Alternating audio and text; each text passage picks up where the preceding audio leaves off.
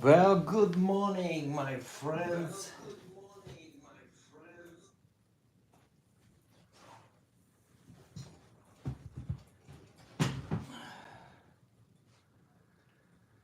Welcome to the channel, guys. Good morning. Hello? Anybody here? Can you guys hear me? Welcome to the channel, you guys. Welcome to the Sunday live stream. I hope you guys all enjoy and having an awesome and peaceful Sunday. Down here in the lower mainland in Vancouver area, I can tell you guys we had some really heavy winds for the past 2 days, especially last night. It was just crazy. But anyway, that's how it goes. No rain except wind. How's everyone doing in here? Who's here? Let's see. Andrew Thompson. Good morning. Good morning, Andrew. I hope you are doing good. Tom. Good morning, Tom. How are you? Kenny Stepetin from Alaska. Good morning. How was Alaska? Cold, I guess. You guys have a lot of snow up there. Hopefully, soon the spring is gonna come and everything is gonna melt away. Mitch Boudreau from northern BC. Hey, yo, how are you, Mitch? Hello, Marguerite. Marguerite Michelle, how are you, Marguerite? Claudia C. Blumen, happy Sunday. Yes, happy Sunday, everyone.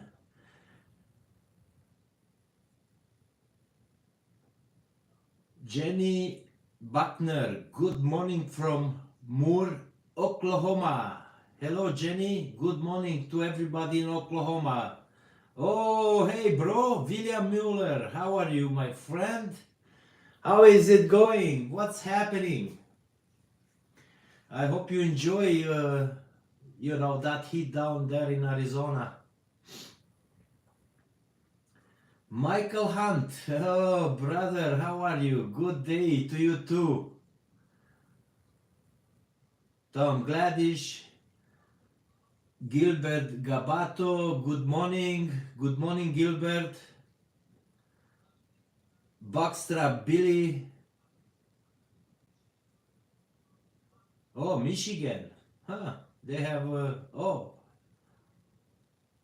Peter Erickson. Hey, Peter, how are you, my friend? Oh, yes. Plus 25. That must be nice. Must be nice, you guys, to enjoy all that beautiful weather. Well, I'm happy for you, Peter. You absolutely deserve it to go and spend a little bit on the south side. Some nice beaches, sandy beaches, and some good food in Spain. Absolutely. Freak the beer. Wow, Freak the beer from South Africa. Wow. Thank you, my friend. Thank you very much. Emmanuel Shadi. Oh, good morning to you, Seattle. Welcome to Seattle. We're gonna go through Seattle very soon. Yeah. Thank you. So, Emmanuel, well, that's what we do. We do whatever we can, We try to do our best, and that's the best we can do, my friend. And every one of us, if we try to do our best, things will work out just fine, So, yeah. Anyway, you guys probably, I don't know if you see, I have a whole bunch of parts here sitting on the table. It's like, look at this, just like a little diesel heater, and there is the big one here on my left hand side. This is from Sir Chrome. This was the one that he just bought it, and he plugged it in. He said it fired up, turned off, and then he could never fire it up. And I did the diagnostics on it, and this is an easy fix. This one, the motherboard actually went kaput. So the motherboard is the one that drives everything, like the fuel pump, the glow plug, the fan, and you can set the temperature. It's something like this, right? So that one, it's done. I ordered a new one, and I also ordered a different controller because I don't like these ugly little things here where you push and it talks to you like, welcome to your diesel heater, you know. So I will put one like this guy here, this type of controller, because you have more options, more settings, and it works the same way. But I just want to touch, you know, these are not complicated units, you guys, and yes, they are cheap, and sometimes they have issues, and the issue, like I said, most likely it's either the controller or the motherboard. Very seldom, if those are good, very seldom that you're gonna have problem on the running side, you know. So this one, I just cleaned it, I opened it up, and I tell you, the best way to do it, every one of you can buy like a spare fuel pump, and then you can have a spare plug, glow plug, and then you can also have a set of gaskets and an atomizer.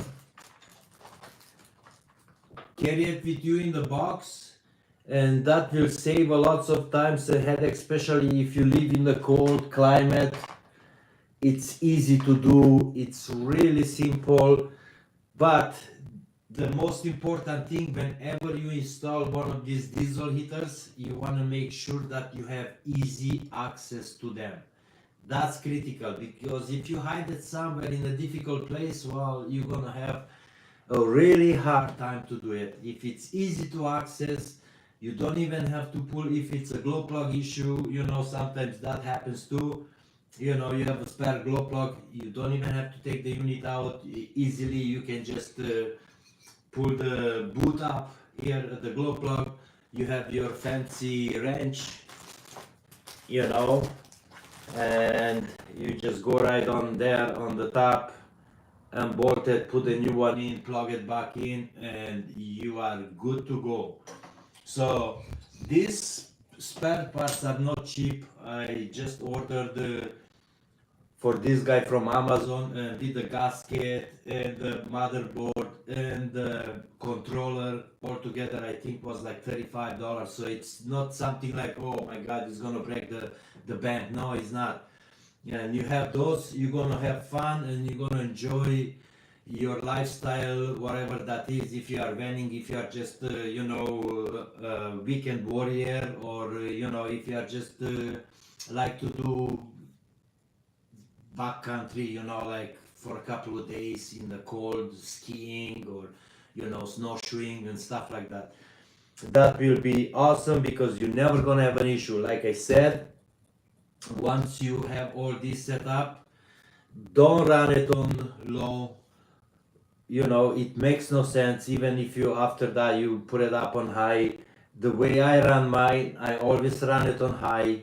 I set the temperature, let's say 15 degrees, the low, so when it drops down to 15, it's gonna kick in, it's gonna start up, and I run it up to like 24, and when it hits the 24, it just turns right off. It's easier that way. Run it on high.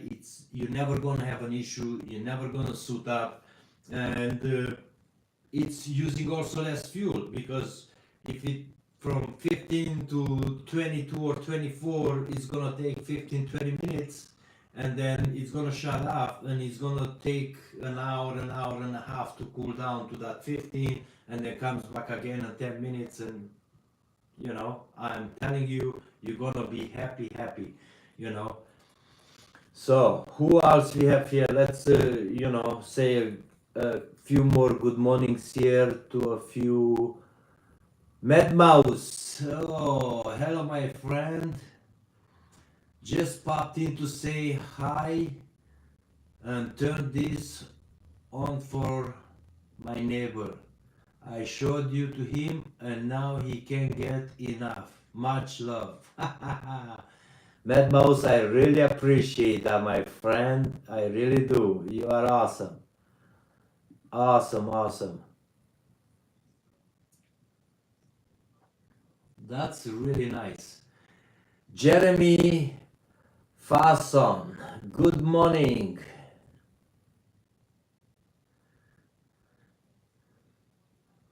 William Mueller, is it true it's better to run on high before you shut it down? Absolutely, but you, like I said, William, I always run mine on high. I never put it on low because what I do, just let it run. You hit the temperature. You can, if you don't have a controller, you can just hit the turn up button. Goes down to 15. You feel cold, turn it back on. It's much better that way. Uses less fuel and you're never gonna suit up. And like I said, I've been running these guys for the past 7 years. I have one in my Nissan. Every time I'm in the backcountry or hunting and it rains, that thing it's always on. It never let me down. And I only cleaned that one, I believe, once. Because it doesn't get a lot of use, but I always use it on high. The one in the Lambo, I believe last winter when I was on the island, the glow plug kind of screwed up. It just. So what happens to these glow plugs? You can tell. It's kind of like a little bit. If I don't know if you guys gonna see it. Come on, focus there. Focus. So what happens? The glow plug a little bit kind of like swallows up, and it doesn't lit up properly, and it starts smoking on the fire ups. But it will give you a notification before all that happens. You're gonna see it. It's gonna start smoking a little bit at the beginning, and it fires up. It's all good, and then the next time it smokes a little bit more at the beginning, and all that. So once you see that, pull the glow plug out, put a new one in, and you're gonna solve that issue. There is gonna be no more whatsoever, zero, and that's a good thing. And also it depends, like I'm not a big fan of these big metal boxes, but if you have a shop and you want to hit the shop, yeah, this is fine. But also, even if I have a shop, might as well just make the plate that I can bolt this to the wall and have my exhausts out and don't have all this metal case and all this, it's all out. And also, if you have a shop, I would run a longer exhaust pipe through the shop and before I put it out. That way you're gonna generate a lots of heat also from the exhaust, not just throwing it all out. It works fine, no problem. So that's basically it, like very easy, nothing really difficult. The most important thing, like I said, you guys, is the controller and is the motherboard and the glow plug, and also the pump. Make sure that the pump is a 60 milliliter. I prefer this. The other ones are over fueling, and that's when it suit up the 60 milliliter. It does just fine even on the big units, because you can crank it up and never gonna suit up, period.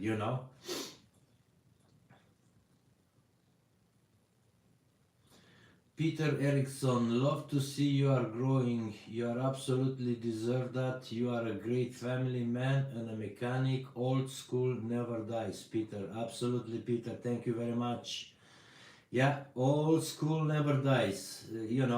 I wish we have more old school mechanics, where you put your heart and soul in what you're doing. You are not just doing it for the money. Obviously, money is a part of life too, but if you put your life and soul in it, if you love what you're doing, you always take those extra necessary steps and you give a little bit more, and that would be awesome. And it's not really happening nowadays, you know.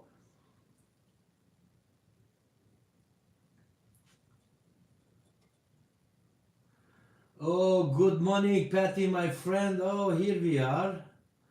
Good morning. How are you? How is New York doing?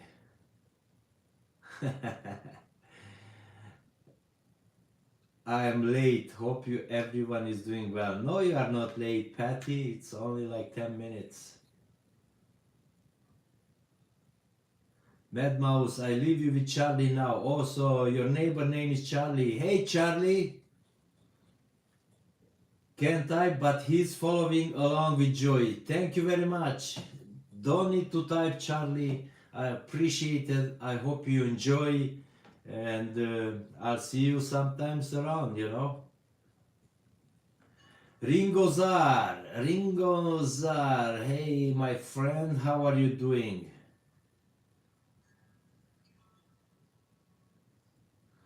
Yes, William, the digital controller, it's way better than the manual one, and they are freaking cheap. I mean, you can buy the controller with the motherboard. I believe on Amazon it's like 30 some dollars. It's really cheap and it's well worth it, you know. It shows the temperature, has different settings, high altitude and all that kind of stuff. You can also go in and adjust the fuel pulse on the pump. So yeah, it's way better to have a digital controller than just a rotary manual that, you know, you just turn it on and turn it up, and you know, that those used to be the old schools, you know. So oh, Shane is in the house. Hey Shane, good morning. How are you? You are off to Squamish. Isn't that fun? Donald Frazier.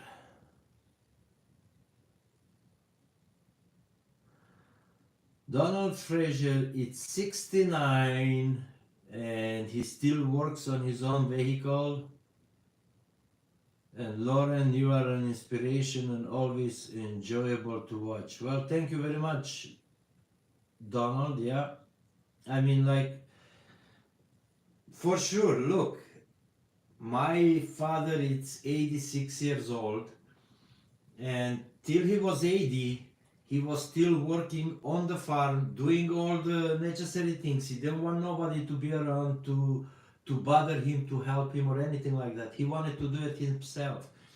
And that fall, when we went home, you know, me and my brother, to help with the harvesting.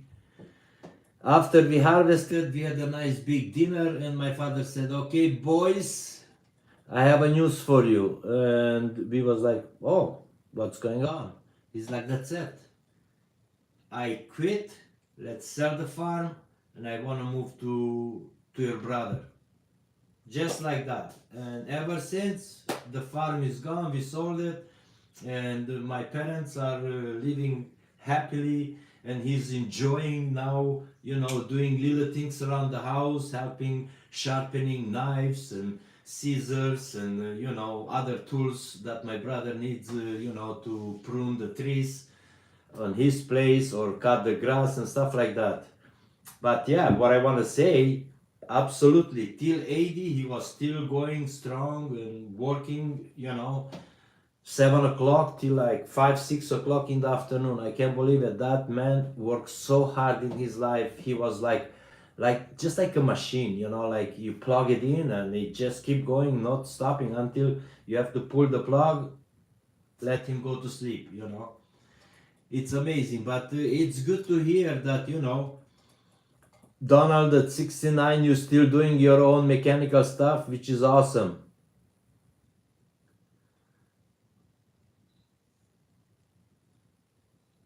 Oh, so you living in Washington, not far away from me, Donald. West Coast, yeah. Welcome to the West Coast. Yes, you are absolutely right, you know. Oh, look who's in the house. Caroline River. Good morning, Caroline. Good morning, darling. Good to see ya. I hope you are doing good. Oh, you guys, look at that. Jeremy Falson. Oh my god, he just gifted 5 memberships. Well, thank you, sir. I really appreciate it. Much appreciate that. That's how we're gonna grow our members. Thank you, thank you. Let's see who got it.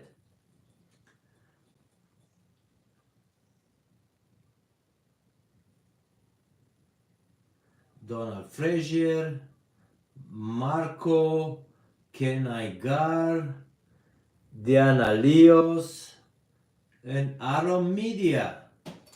Welcome, you guys. Welcome to the membership.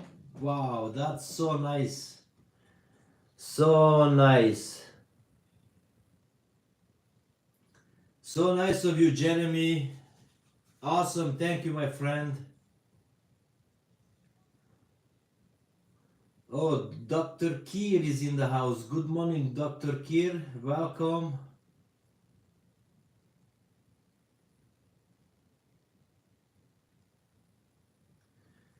Make it by Mandy. Hello. You are in the house too. Welcome.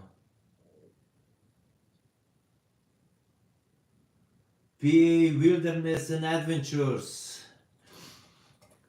Good day to you. Let me just see. What was that I was really looking for? Let's see. No. Okay, so hopefully you guys are, you guys just came in here. Dan Whiteman, hello from North Carolina. Hello, Dan, and welcome. Patty, what's the problem? You can't type fast enough?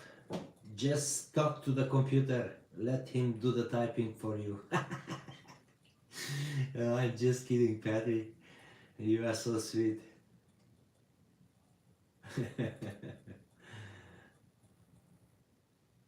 So, yeah, Donald Fraser is so cool, Jeremy. Yeah, absolutely. It's awesome. Lopez, hello. Let us know your idea for your freezer.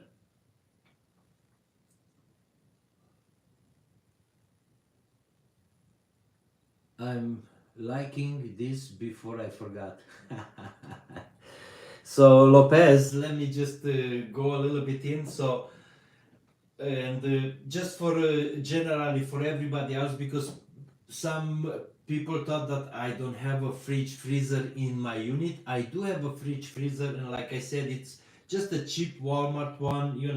It's a pretty good size, but the freezer, it's a small one on the top, really small. If I put 4 or 6 hamburger patties or just a small little hamburger patty box in there, that's it, game over. That's all I can carry. Now, if you go in the backcountry and you want to spend 7 days or 10 days and all that kind of stuff, that's not gonna cut it, because inside the fridge, yeah, you can put like vegetables, and you can carry some meat that you can hold it there for a day or two. If it was frozen, you put it in and freeze, and you can cook it up. But it's not enough, so that's why I decided. I was looking when I was on the island. I was looking on Chrome's fridge, the way it's set up there in the back. So I said, that's interesting, because that thing can be full freezer or can be full fridge, but I don't need a full fridge. I need always a freezer. So you can put ice cream, you can put anything like patties, meat, lumpia, like, if whoever knows the Taglish, it's a Filipino style dish. It's frozen. You can just put it in there, and then you can spend 10, 15 days. Or even if I go down south, like let's say down to Arizona or California or wherever, it's good because sometimes you can stop at the big grocery shop and buy, you know, all your necessary meats you need and everything else because it's cheaper. Because sometimes you go down and you look, oh, I need this. You go into like a smaller town, and here you're paying up to your nose. You're paying double the price. So I'm thinking, you know, like I have to talk to Andy because we haven't clarified it when and how he's gonna, you know, he measured everything, but I know he's busy. And when time comes, probably in the summer when kind of it's slowing down a little bit, you know, that's when, you know, I'm gonna talk to Andy and have him, because he's gonna make a nice bed, but when he makes that bed, I want that bed to be as close as possible to the top of the fridge, so it's gonna be easy for Leah to get into the bed.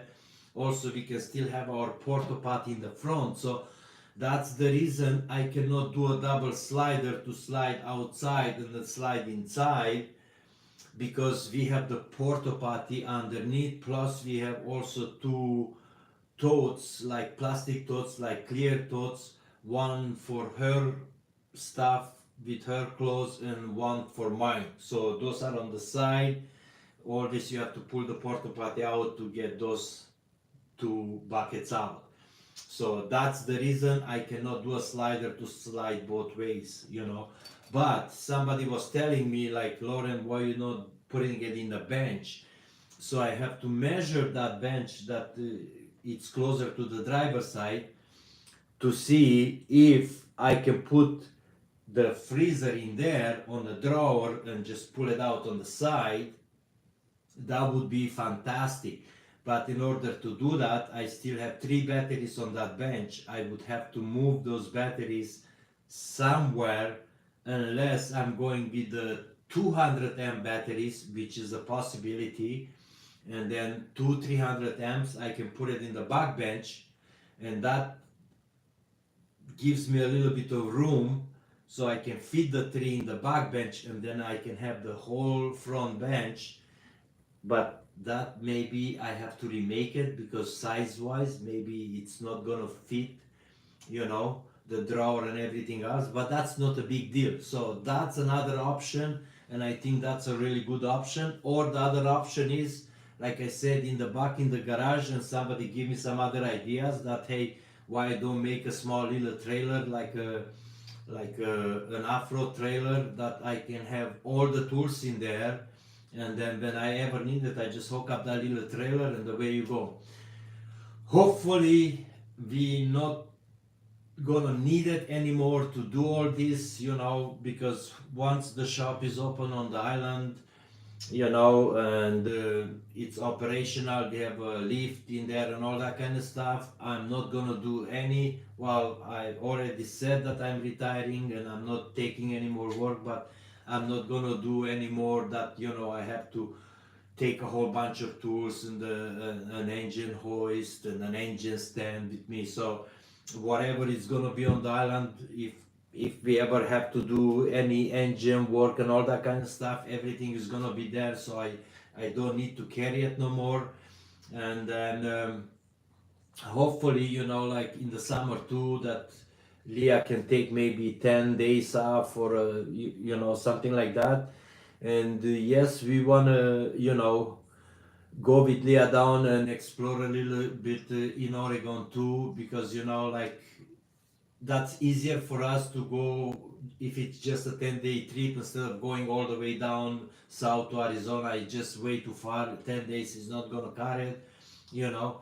And hopefully also we can go and visit Utah, you know.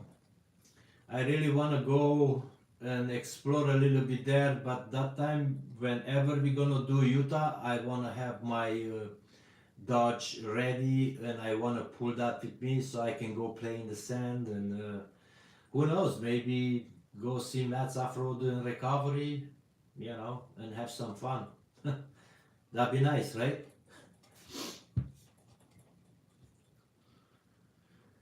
Who else is in the house that have a Nina the Mystique? Oh, greetings from Maple Ridge. Hello, Nina. Greetings to you too. Maple Ridge, that's where my daughter is. Nina. Yeah, awesome. Thank you. Welcome. Oh, Canine Gar, Life and Adventures. Oh, Canine Gar, how are you, man? What's happening? I sent you the email. Did you get it? Did you look what I said in the email? Let me know.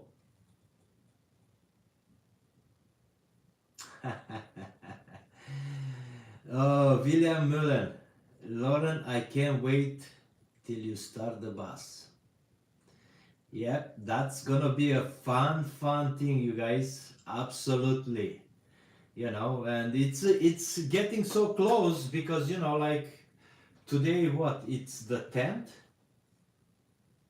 Yes, today is the 10th. So 3 more days. I'm leaving on the 13th in the evening, maybe, I don't know, after the rush hour, 6, 7 o'clock. We're gonna zip through Seattle. We're gonna go close somewhere to Oregon and maybe spend the night. And then hit Salem, be in Salem probably 10 a.m.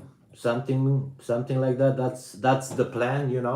And then I really want to spend a whole bunch of time with Kathy and her son, and hopefully, we're gonna have some good chats, good laughs, and then go through the bus, everything, make sure, like the oils, brakes, everything, it's in tip-top shape, and maybe spend the night somewhere there around, and then on the 15th in the morning, head back. So it all depends on my driver. Michael, are you still here? So Mike Hunt, he lives on the island. He lives around Anus Bay.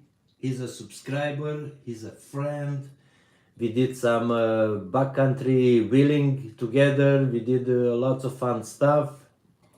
And I meet Mike. We was at the restaurant in Nanaimo. That's how I met Mike personally. And ever since, we became friends. And he offered to me, he's like, Loren, if nothing comes through, let me know. I'm good to go and I'm willing and I'm happy to do it. So I ended up, okay, I'll take Mike, And yes, I would love to bring Leah because she's off, but the only problem is you only have 2 seats with seat belts.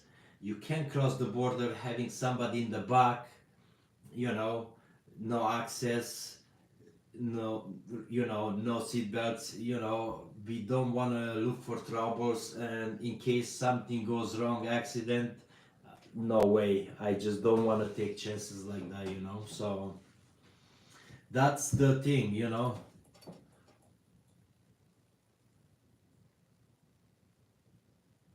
Okay, so Ken Agar said, sorry bro, I haven't seen yet. It's my phone or probably me. I will look after the live stream. Thank you. Yeah, I sent the email to you yesterday, But anyway, just to clarify, my friend, like I would run a scanner on the track just to make sure, but from the sound of it, I think you have a fuel issue. That's why, lack of power, and I believe that could be either the fuel pump, or if you have a filter, the filter could be clogged and that kind of stuff. That's what I would look first. That would be the easy way, I mean, I don't want to tell you to measure the fuel pressure to see how much pressure you have on the line, but this would be an easy one, just to make sure that the fuel filter is changed and put a pump in, because that's why sometimes, you want to accelerate and you're pushing it and it's just not responding, it's not there because it's not getting fuel. So that's why it's sputtering, right? Absolutely. But yeah, And if you have any more questions, just let me know. I'll be more than happy to go through with you. You know, we can even do a FaceTime if it's needed. Oh, Michael, yep, still here. I hope you are excited, bro. That's gonna be fun. Oregon, here we come.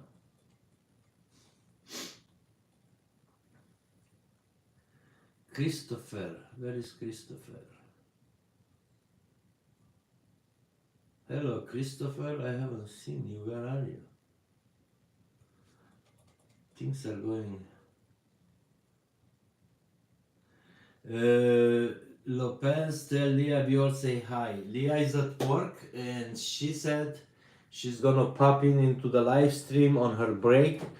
And I have to pay special attention because on last Sunday live stream, you guys, she was in there and I missed it and I didn't even say hi to her. How bad that is, right? So I have to make sure that, you know, if you guys see her here, please make sure attract my attention. Hey Loren, Leah is in the house.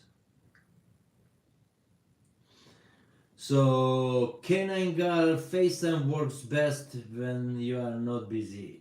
Listen, man, just whenever you need help, you know, so don't worry about it. We can make 10-15 minutes time, you know, to FaceTime if you need my help. Absolutely. Don't worry about it, you know. That's why I'm here.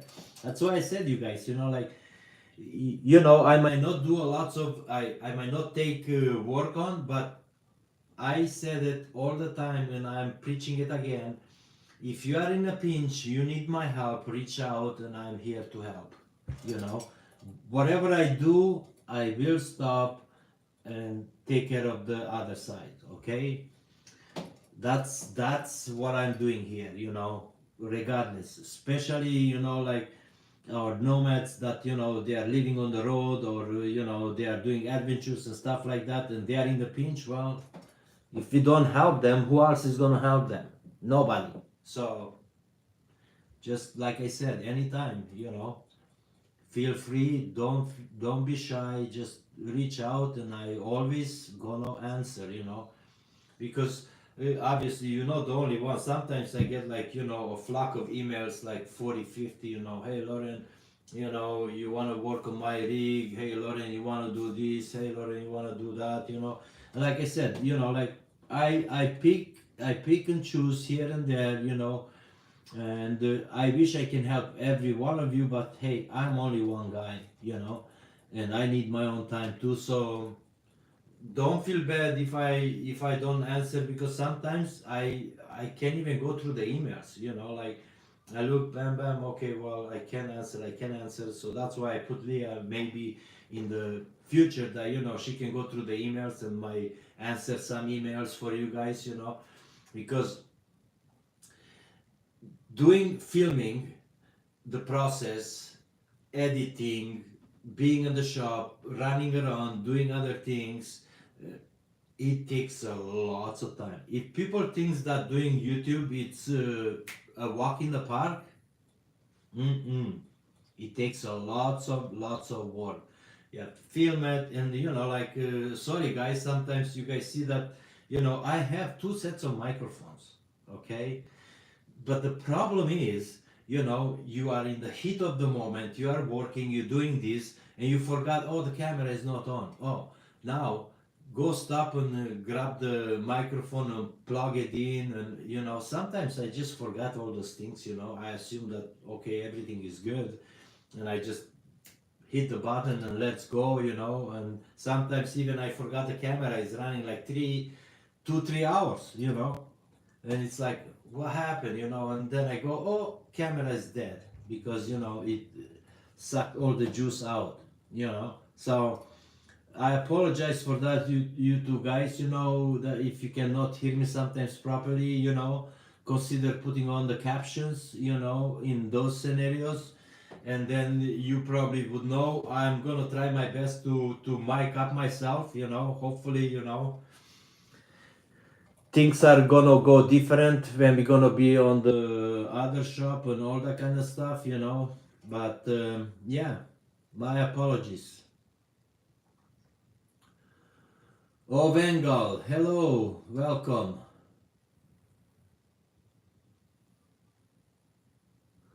William Muller, so nice if you learn to offer assistance when needed. Yeah. Well, absolutely, man. Like, like that's that. I said that too. Even when we're gonna build the shop, if somebody's in the pinch and they are on the island and they are traveling and they are broken down, you know, that's our goal. If you broken down, we can tow you to the shop. We can look into see what's the problem and get you up and running. That's the point. That's why we are here. That's why I love this community. Help where help is needed, you guys. That's the whole motto, right? Gregory Smith, hold on, don't run away. Gregory Smith, we appreciate you, Lolly. I can fix most things myself, but having a phone, a friend option has helped me figure things out so many times in the past. Absolutely. That's what I said, and look, you guys, even the master needs help sometimes, okay? Okay? So it was a weird thing when we finished Chrome's Van up. It popped up after maybe a day or so. It was making some funny goose sounds when he was turning it off. It's like, "Oh." And I said, what the hell? Like when you go underneath, the sound comes from somewhere else. So you could not figure out where is that sound, that vacuum leak sound is coming from. And Ken, a subscriber, you know, he sent me an email, I think was January 27 or something like that. He was just telling me like do's and don'ts. And I just happened to stumble over his email, and he's the guy who, I talked to him, Ken, and Ken said, hey man, check this because it must be somewhere a vacuum line has a small little leak. And what do you know? That's exactly what it was, and as soon as we changed the line out, everything disappeared. So it was awesome. So like I said, the master sometimes needs to be learning it too. So if you hit any snacks, call somebody. It's always an outsider sees things differently than what you see when you are in there. And it's nothing to be ashamed of. If if you need help, just ask. And the same me. Like if I struggle with something, I'm not gonna say that I know everything, because that's just impossible. And I'm learning every day, even as we go right now. It's an ongoing learning process. So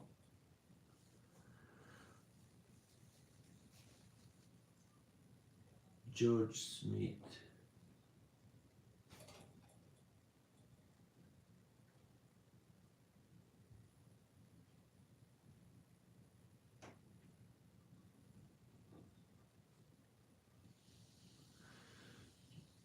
Okay, Sylvie.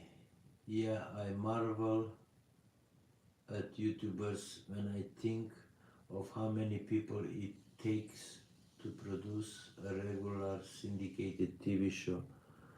Absolutely. I mean, like, yes, it's a tough going. It's a tough, job, or you want to say it.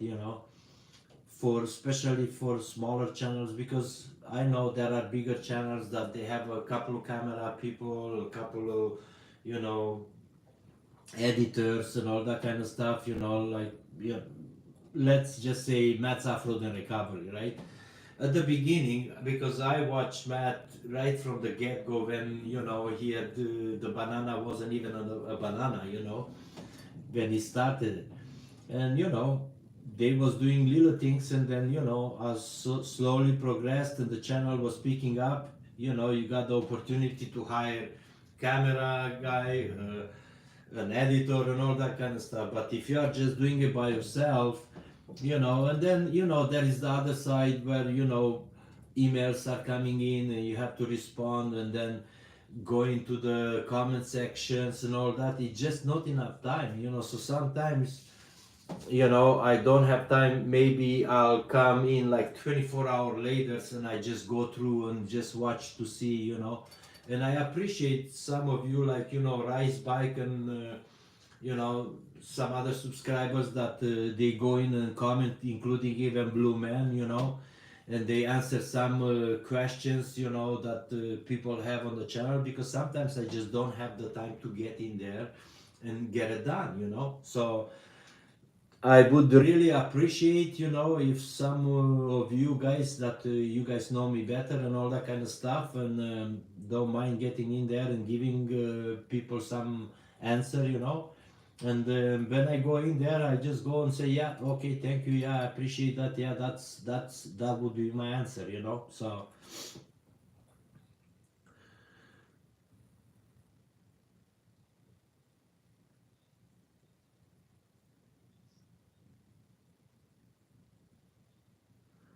K9 Gar, amen. I said to be that guy that helps.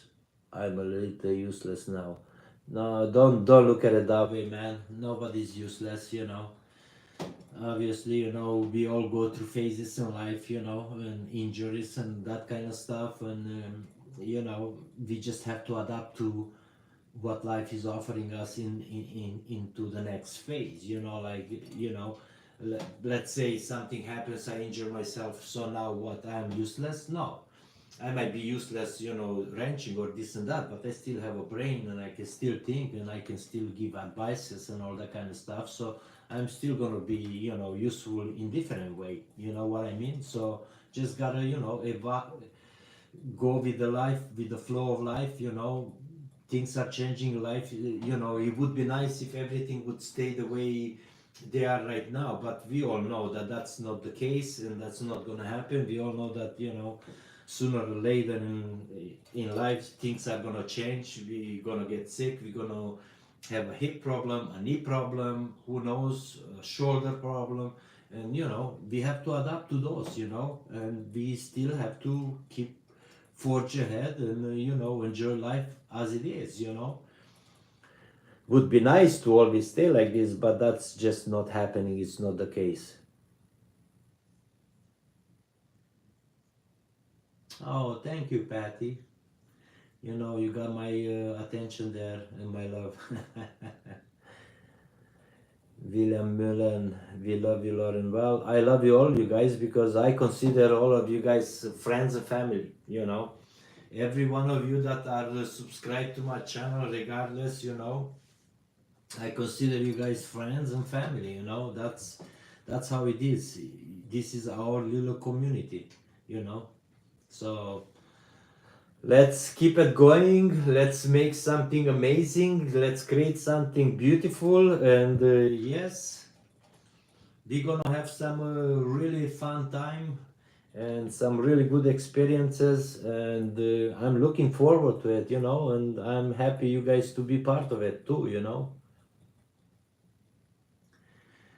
William Mullen. Yeah, I don't know if Ken is here today. I haven't seen, but yeah, absolutely. You know, Ken was the guy that rescued.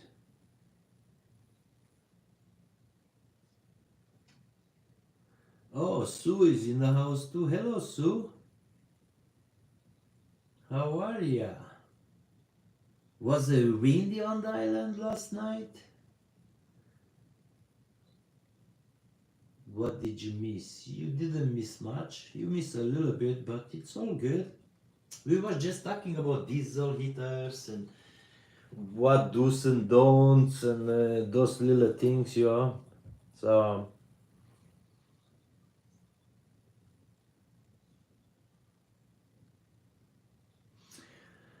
Ken Igar, you are right, bro. I try to forge forward. I have my bad days like everyone else. Well, absolutely. You think I don't have bad days? I have bad days too, and you know the funny thing is, when I have my bad days and I come home and I get my lovely wife to cheer me up, she cracks me up. I forgot all about the bad days and all that kind of stuff, you know. She really makes me laugh, you know. So, happy return gifts from Holland. Ooh, R, hey, R. Who, Patty, who's R? Hey, Patty, who you say hi, R?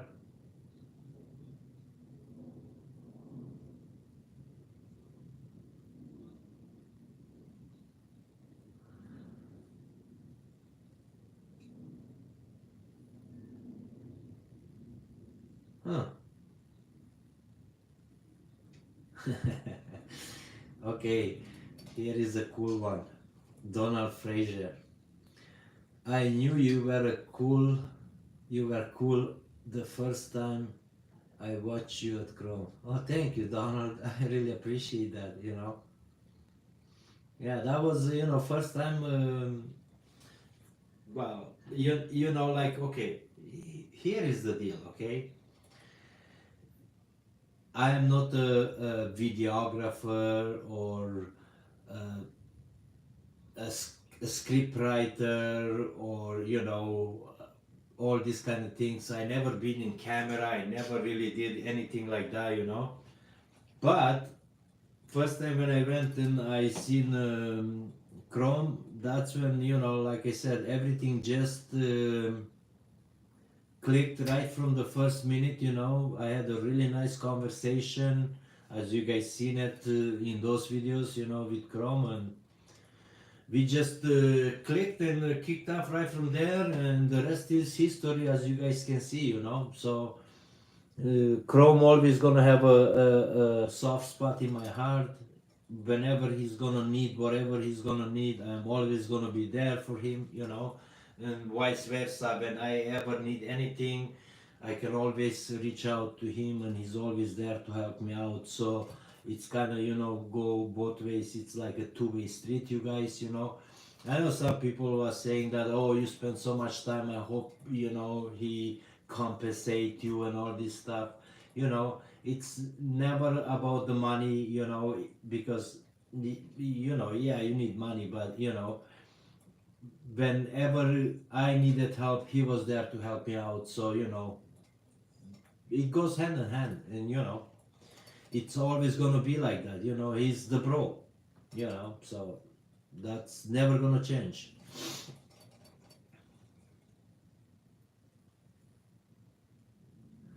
Hey, sweetie, where are you? I didn't see you. Oh, Leah is here. Oh, thank you, Patty. Where are you, darling? Hello, sweetie. Where are you? I don't see. I don't see. I'm scrolling to see where she came in, but I don't see. Huh. Hi, Leah.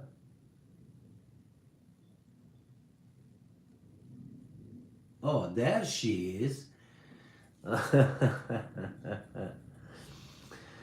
How's my sweetie doing? Are you busy?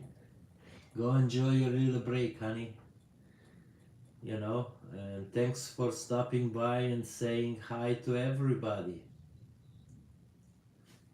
And thank you, Patty, again, because if you, Patty, wouldn't do that, I would never see it. You know?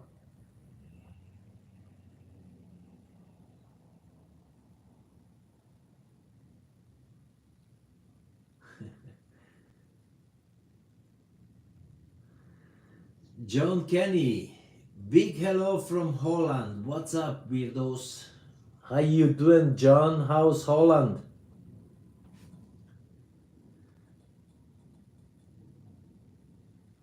What time is it there? Like 7 p.m. or something like that? Or 8? Good to have you here, hey? John Kenny.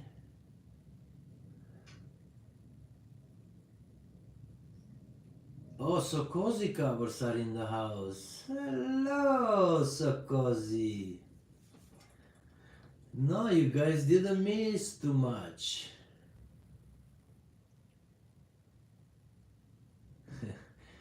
So you are awesome. This is Sokozy saying you are awesome. Your desire to learn new things and pick up things is just amazing. Absolutely. I mean, like, it's an always learning process, you know.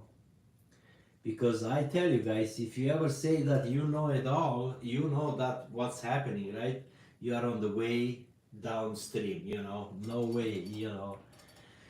You never can know it all, no matter what, till the last minute.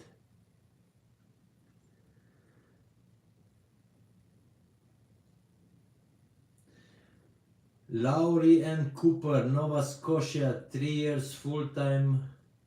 What a roller coaster. Huh. Elaborate on that, Lowry. What's going on? It's nice to hear somebody, you know, with different experiences in a van life, you know, going through different hurdles, and that's how we are all learning, you know. If you have some issues, you run into some problems down the road, it's good to share, you know, so the next guy he won't gonna have a same kind of hurdles, right? Oh,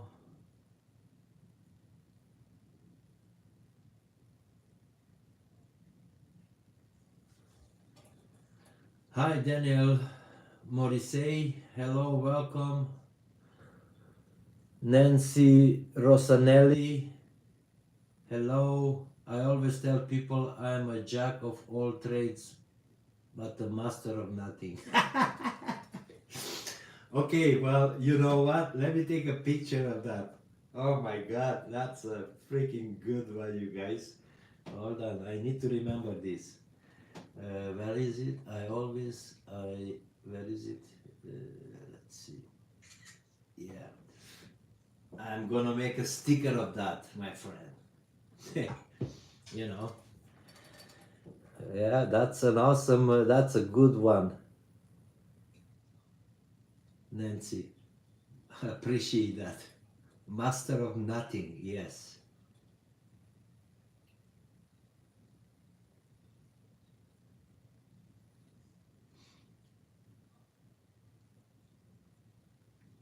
Yeah, so Leah got that little kind of like a mole thing, you know, was kind of here and start growing. They removed it.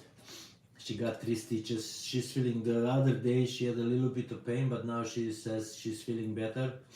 And they took a piece and they said to biopsy, and you know, hopefully just that's it, you know, nothing else.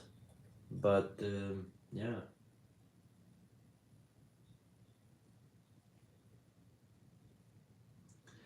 But yeah, so you know, you guys know, just be aware, all in regards with the diesel heater. I'm gonna just make that just a short video, like everything, like how to, and when you open it up, you know, just for the future, you know, because I had a few subscribers that they said they would like to see something like really detailed. So maybe after the live stream and all that kind of stuff, I'm just gonna have this dismantled again and just show pieces what you need to do. But like I said, you guys always have to pay attention, because mostly if the fan is good and it's running and it's free spins, most likely it's these guys, and this is a bad one. This also is broken, and you can tell what happened, why not, and that's what happened to Chrome's too, because when I plugged everything else in, it tells me that the computer is fried. So you know, sometimes, you know, 1 in 1,000, I guess it happens, you know, when it comes right from the box. But other than that, you know, I ordered the part. This is gonna be put back together and we're gonna run it, make sure everything is running good, and then when I go back to the island, I return this to my bro. He's supposed to bring me the other 3 that he has that they are not working, but he was in a rush, and that's all good. We can do that also when we go back to the to the no Rambling Rocketeer. I haven't seen you guys in ages. Aloha, how's everything going? Oh my god, good to see you guys. How's the weather? How's the sunshine? Iron Wolf, how you doing?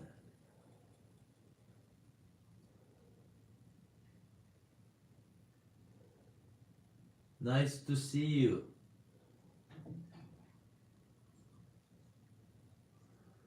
Why, sweetie, are you leaving? Leah? Oh, good to see you. Oh, Ken is here. Oh, hello, Ken. Welcome, my friend. Good to see ya. Ken is in the house, you guys. So Ken was the one, like I said, that, even the master needs to learn things in his life. So anyway, Ken, the envelope it's on the way, and I appreciate it again. Much, much appreciated.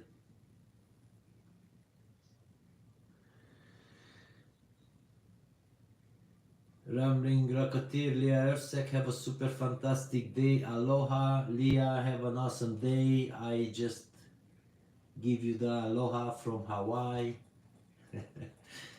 Yeah, so thank you, Leon, K9 Gar Life. Thank you, Leah, on behalf of all of us. I appreciate that, K9 Gar.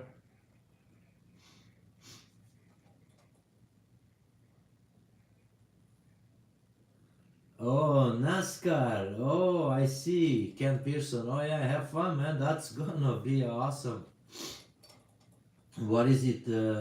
Daytona 500 or something else?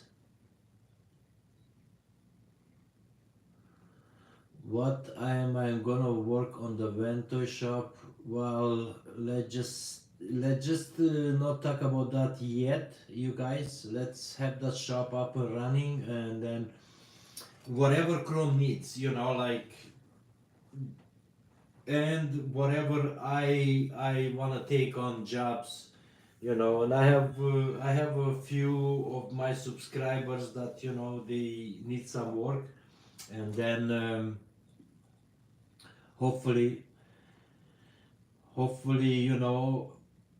we all gonna do that there, so is the stream good, you guys? Because I seen mine was kind of lagging a little bit, so I don't know if it was just my computer or everything else is good.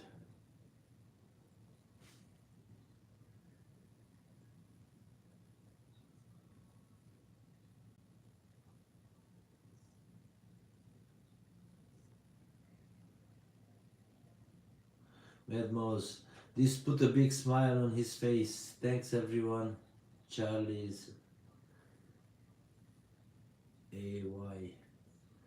Yeah, thanks, hey Madhouse, for bringing Charlie, and I really appreciate that, man. And Charlie, you take care of yourself, and enjoy, and we'll see you around.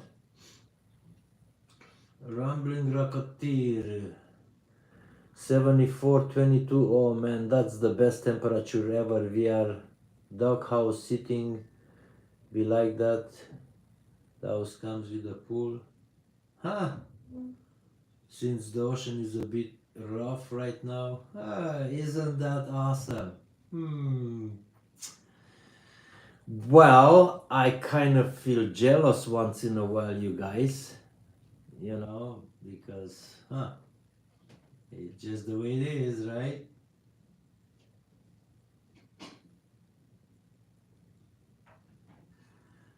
So I missed this one. Iron Wolf, thank you very much. Iron Wolf gifted a membership, and I really thank you for that.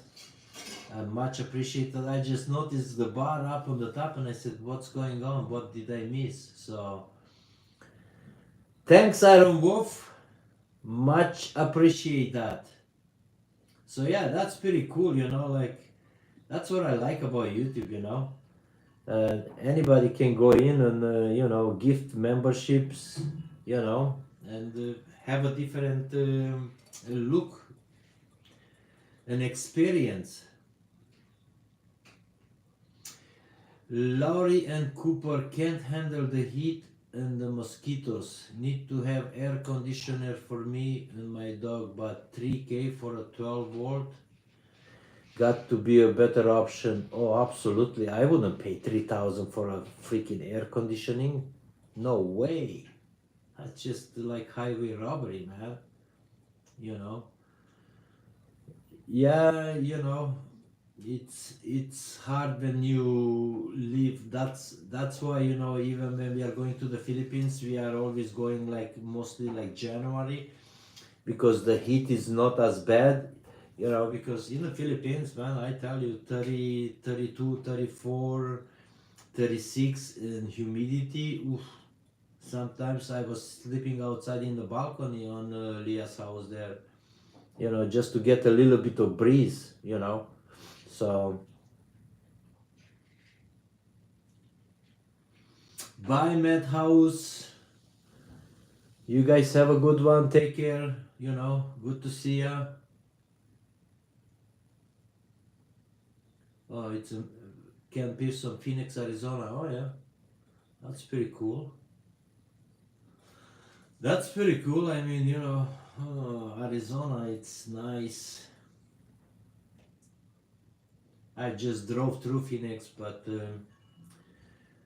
the most of the time we spent, when we was down there, it was Flagstaff and all the vicinities in Flagstaff, and the Grand Canyon. We spent a few days up there. It was fun. I mean, like, it was really nice, but it was hot. But funny the way it is, like when we was there, it was like 30 degrees, 32 degrees daytime, and it was freezing cold in the night. The water freeze inside the bottle. So I said, yeah, okay. I see what they say. It's a desert. I don't know, what is it, 6,000, 7,000 feet elevation. That's why, So enjoy, my friend Ken. Enjoy every moment. And thank you, Charlie.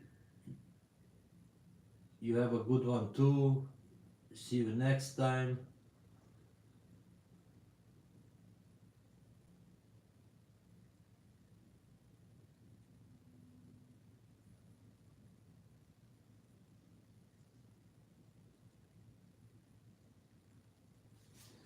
Lots of humidity. Yeah, that's the bad part. That's what I don't like. That's why I love this temperature here in our wet coast, because maybe we're gonna have 2 to 3 weeks that it's really hot and all that, but in the evenings it's always cools off, so I don't need an air conditioning.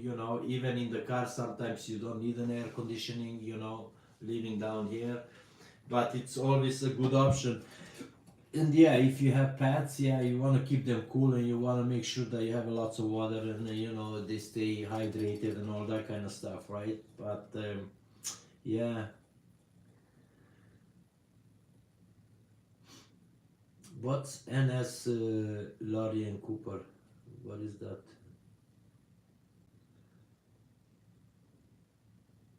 NS. That's a bummer.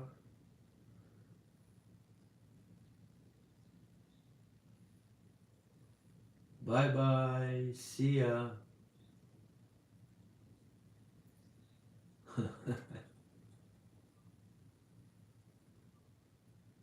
I hate spark and gas. Could be the carb adjustment. Well, what year is your? You should not have a carburetor, do you? That's like old school, man. Yeah, if you have carburetor, yeah, you have to make sure that the jets are properly set and all that, because yeah, if it's carbureted, then yeah, it's easily can be flooded. But I thought that's a newer vehicle that, you know, it's electronically injected. I didn't think so. You would have a carburetor there, Canine Guard, but I could be wrong.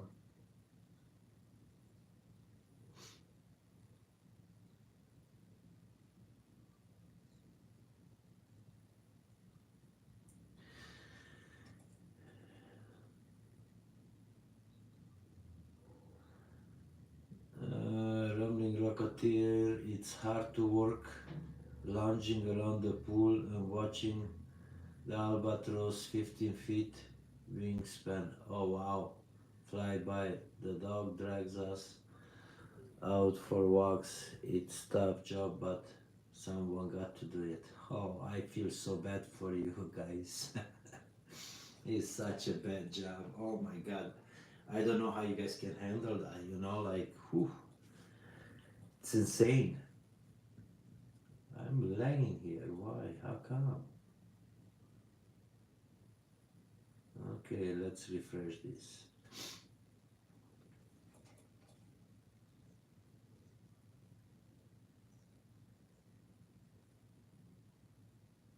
Oh, Nova Scotia. Huh. I thought so. I thought you are from, for some reason, from the USA. I don't know why. Oh, you mean you talking in the summertime? Yes. I thought, you know, you are talking about now. But yeah, humidity, yeah, especially being close to the ocean, and mosquitoes. We have some down here too, and I'm not a big fan of the mosquitoes. Not at all. It's not as bad like in other places, you know, but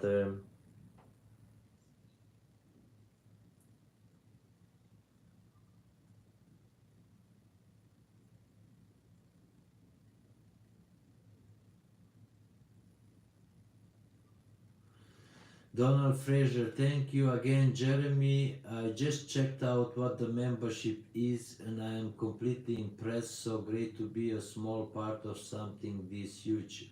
Much appreciate that. That's a good saying, Donald. I really appreciate that. Teresa Barker, good day from Northern Illinois. Welcome, Teresa, and you have a awesome Sunday, a wonderful day, and thanks for stopping by. Veteran traveler, welcome. You're never late, you're here, so that's the main thing, right? No worries. Lunchbox Ben,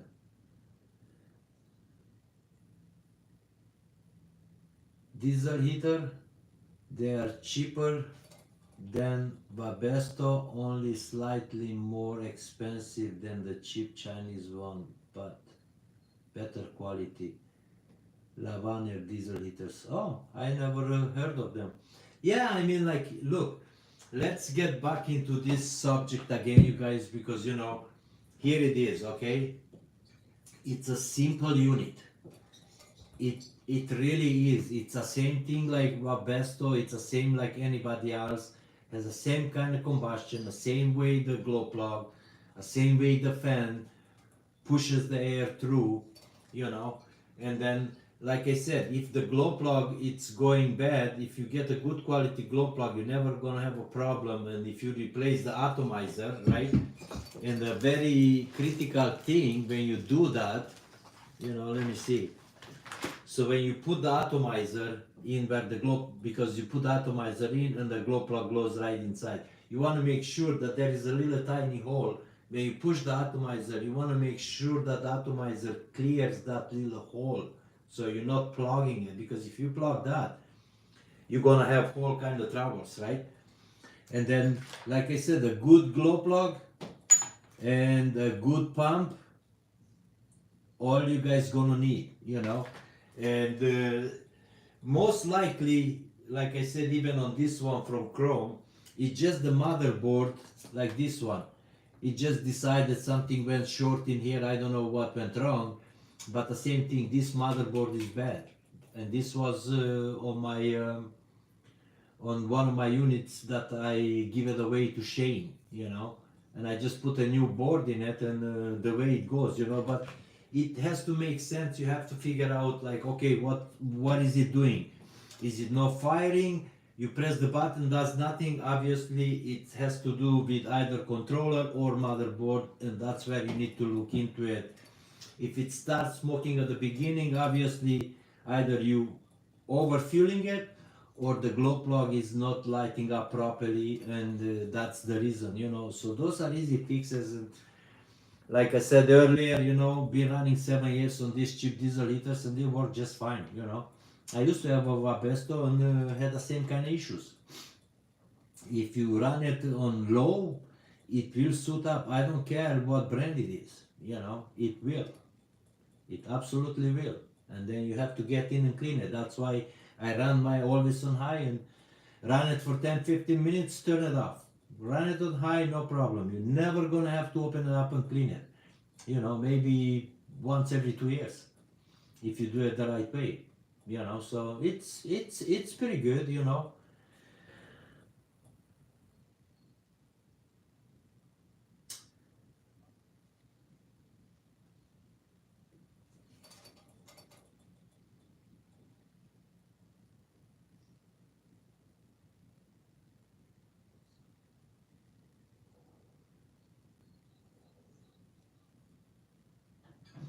Oh wow, you so sweet, Jeremy Fanson. Oh,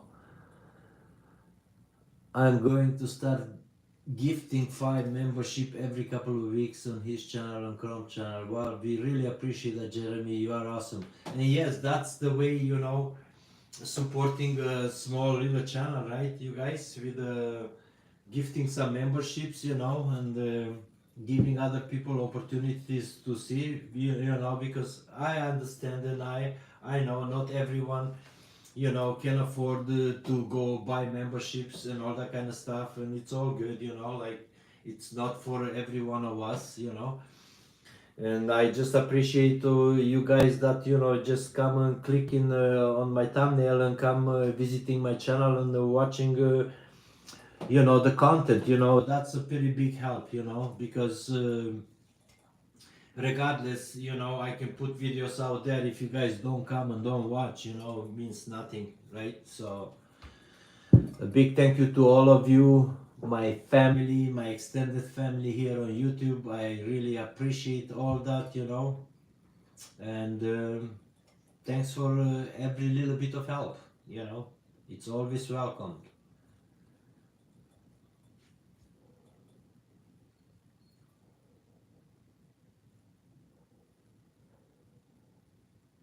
Wow.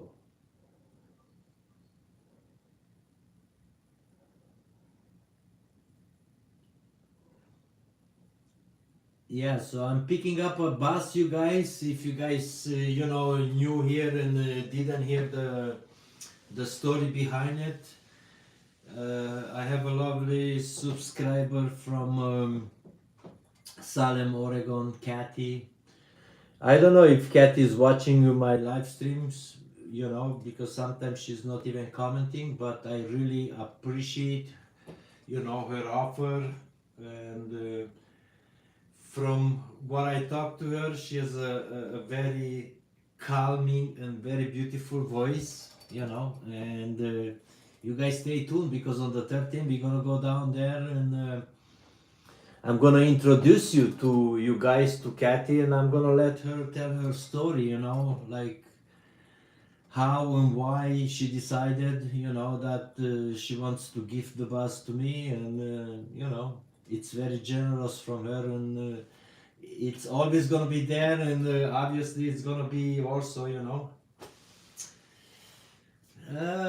you'll see, you guys. I'm not gonna say everything out here, you know, but it's gonna be something really cool, really fun, you know. So yeah, so if any of you guys are down there, you know, in the Salem area and you guys wanna meet, I'll put a community post exactly with the location where I'm gonna be found, where I'm gonna be, and if you guys have the time, come on by, stop by. I will have stickers with me, so any of you come there, just say hi, you know, and Greet to meet. Be nice to meet some of you guys down there. Absolutely.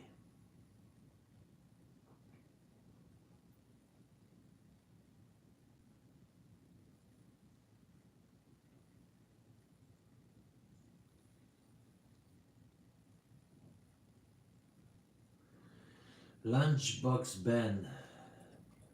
Belgrade, Montana Chuck Cassidy installs them in his 100k plus bus builds. He's great at showing people how to build a bus commercially. Cool, I never heard of him. I have to check it out. So he's using those diesel heaters, right? That's what you are saying? I have to check them out, man. I really do, you know.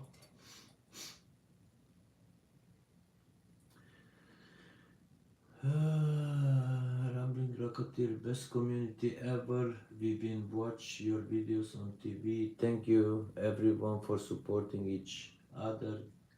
Kindness go a long way. You are all wonderful. Absolutely. Absolutely, you guys. And how's my Rambling Rocketeer doing?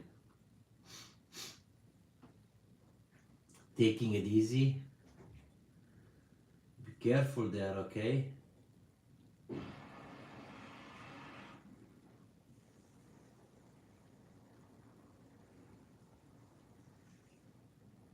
Jeremy Fanson, I wish I could. I've been working on that day.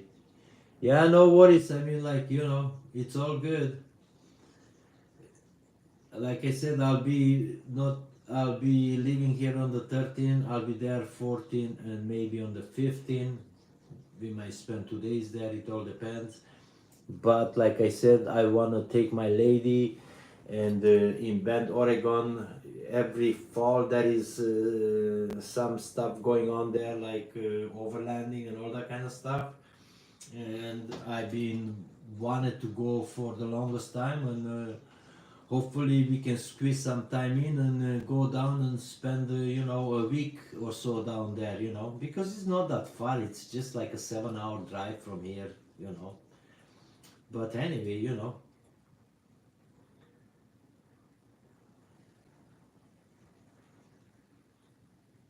Yeah, so do I. Yeah, it's gonna be fun.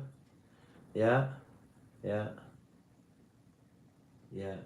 It's been a long time coming because, you know, this was way before Christmas time that they reached out and back and forth talking, and I thought maybe I can go do it in January when, you know, but you know, the things, the way it went at the shop there and waiting for parts, so I didn't want to, you know, interrupt and go down. So I talked to Kat and I said once everything is finished here, and then, you know, we phone called and all that, and finally we set the day on the 14th, and you know, that's when I'm gonna be there, and I'm looking really forward. I'm really excited.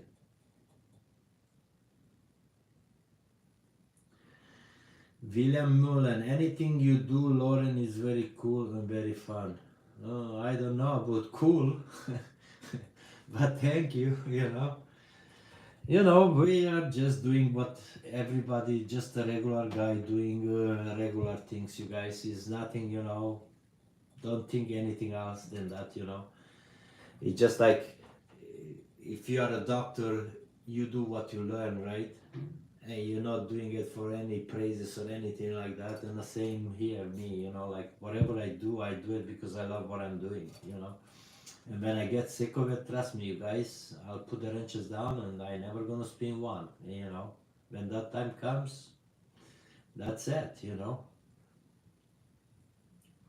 Lunchbox ban, he uses the diesel heaters. He doesn't just show how to build and explain why lots of misinformations out there. He makes videos so people can build things outright, explain insulation and more. Absolutely, man. That's what I like, you know, like, yeah, it's nice to go step by step, to just to show if somebody wants to, you know, like, but we have to look at the other side too, you know. not all of us have big money to spend at big time to build out a van, you know. So if somebody by choice wants to do the van life, it's a whole different ballgame, right? Because if you do it by choice, obviously you have the money, you have all that kind of stuff. But if somebody by necessity does the van life, it's a whole different ballgame, you know. So let's say even if you have you bought your van and you have maybe 3, 4, 5 thousand dollars reserve, you want to keep that money. You don't want to put that in a fancy build or anything like that. You just want to put the necessary things so you have a nice comfy bed to sleep and a chair and a little table and something you can cook, until things get going, and slowly you can build it where you are. But you always want to make sure that you have a little bit of money for the next day, so you're not starving out hunger, or you know and when you don't have a lots of money, don't move too much, just find places where you can park for 14 days, and then find a different place where you can find for good for 14 days, so you're not wasting lots of money on fuel, because if you're moving a lot, it's gonna cost lots of money on today's prices with the fuels, you guys. So just that kind of stuff, right? Bye, Sue. Thank you. Thanks for stopping by. Take care.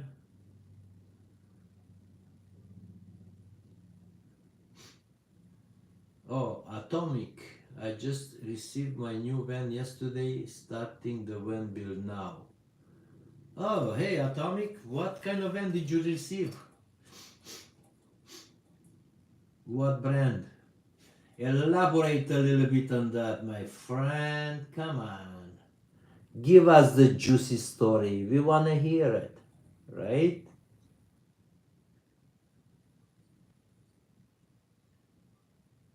So, Doggy 420, are diesel heater warmer than propane? Also, are they cheaper than propane heaters? So, let me just put it this way. Diesel heaters are, in my opinion, diesel or gas air heaters are, in my opinion, one of the best. You know, and the reason I'm saying that, you don't have to carry propane, you don't have to, because if you have a van that runs on gasoline, you install one of these heaters, you plumb it into your main tank and forget about it. You don't have to worry that, oh, I'm running out, I'm in the middle of the mountain somewhere in the backcountry and I run out of propane, and now what? Gasoline, if you have a diesel engine, put a diesel one in it, and yes, it's cheaper than absolutely it's cheaper than the propane. The propane prices are crazy, and even if you just buy I forgot what's the brand, those propane heaters that you put them on the wall and all that kind of stuff, you know and you have to carry the propane. No, 100% I'll go with the propane or the gas air heaters. Absolutely, absolutely.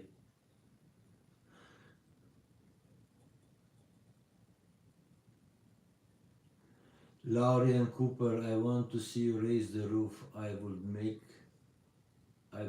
the switch from a high top G20 if I had that.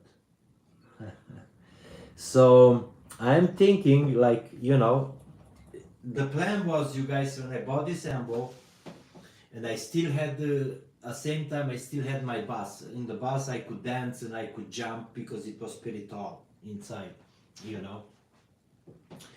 But I thought I'm gonna have enough time, and do all that kind of stuff. And I planned to raise the roof when I got the ambo. But because one of my friends that I did the 4x4 conversion on her ambo, and that's the ambo that actually Chrome has now, that's sitting in the shop. She took it to a shop to do the interior, because the interior, when they took it out, it was just fiberglass, had nothing to bolt to anything, and they didn't know what to do. And they went to a shop, and I guess they got quoted some 40, $50,000 just to do the walls, to insulate and put structural in it. So she was like, "Oh my God, what I'm gonna do with it? Like I can't do that, and I don't have the money to do it. And they needed it the bus. So I said, "Well, I already got the ambo. It's not done. Okay, well, put up your ambo for sale, and I'll sell you the bus." And I sold the bus to her really, really cheap. And I'm just cruising through here, see if I can find a picture of the bus. But yeah, I just said, well, you know what? Here it is, you guys. So that was the bus, you know, that I had. It was 4x4 converted on vegetable oil with a 7.3 diesel, and I sold it to her for $25,000. That's it. And they still have it. So, and this is, I don't know, 6 years now or something like that. So let me just finish the thoughts behind the bus. So I thought I'm gonna have the bus and I have time to cut the roof, raise it, and do it the right way. Well, as soon as she took the bus, well, I needed, so I dropped the plan, cutting the roof. I just mismatch everything inside, and start living in it, and start wandering around in the woods, right? So that's why I didn't cut my roof. But what I'm thinking, just on the walkway all the way to the bed, from the front, from maybe 6 inches from each cabinet, maybe I can just cut that portion out. First build the top. So I'm gonna build the top maybe in an angle like this, maybe only like I don't know, 10 inches, and then in the front like within an angle, and right beside, flat in the back, right beside the fan, the max air fan. And then have two little windows on the sides, and that would be enough for me to walk and stand up and all that kind of stuff. But that's really not a huge priority, because most of the time I'm sitting in there, and I learned that if I stand up, I am just gonna spread my legs a little bit, and I'm good. I can act like I can even still jump up and down. But it all depends. Because sometimes, yeah, having a high roof, it's pays for, especially if you kind of like living in the city and just traveling down, from coast to coast, and you are not doing a lots of extreme back roads in the backcountry. But if you do like extreme back roads in the backcountry, high top and all that kind of stuff, it's hard to get in, and sometimes it's just even impossible. So, but we'll see. We'll see.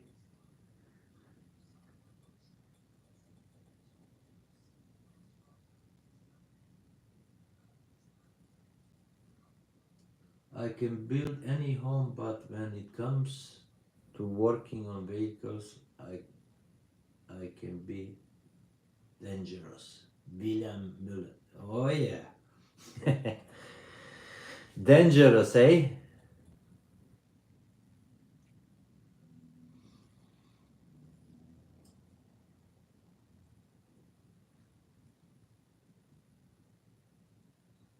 Lunchbox Ben. Chuck explained cheap versus expensive thermal bridging framing. Absolutely, that's the most critical. That's what I was telling people. Thermal bridging, it's the key. If you want not to have moisture and mold in your build, absolutely. Framing, vapor barrier, I'm going cheaper, but I know why things are done, so I can save money. I have a playlist of his videos for building. Absolutely, like I did my whole interior.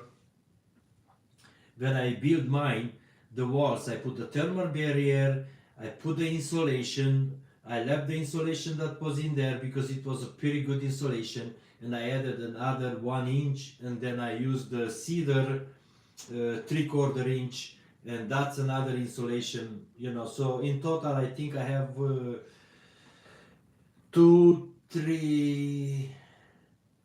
4.5 inches insulation on my ambo walls, and trust me, it's perfect. No moisture ever, even if I don't put the heat on and it stays out there for a month. You go in there, there is no moisture, you know. And when you heat it up and it's cold outside, the same thing, you know.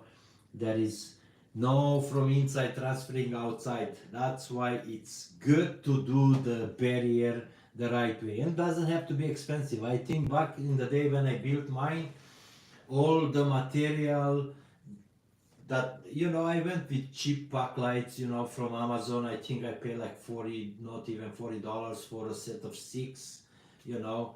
And then I had all the wires in, and once I put it all up, I think it only costed for the whole ambo like $1,000 to do all the walls and the insulation and have the lights on. And then, you know, like you see, the bed in the back is cheap. It's just a plywood.